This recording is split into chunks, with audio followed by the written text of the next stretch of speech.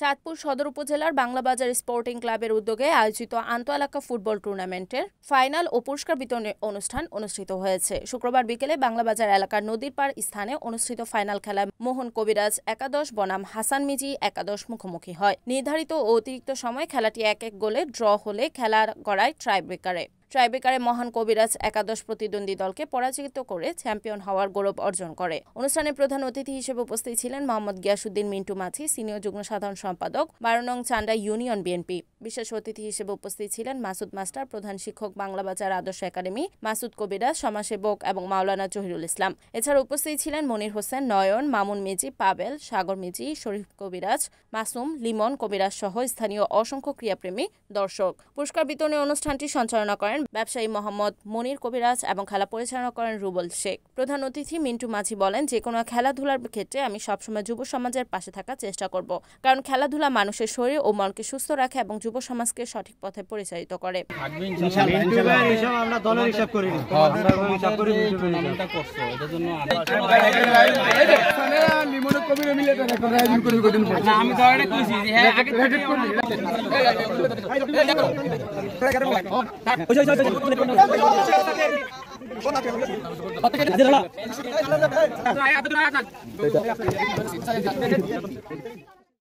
Report Mohammad Kamrul Islam, NEN TV, Chandpur.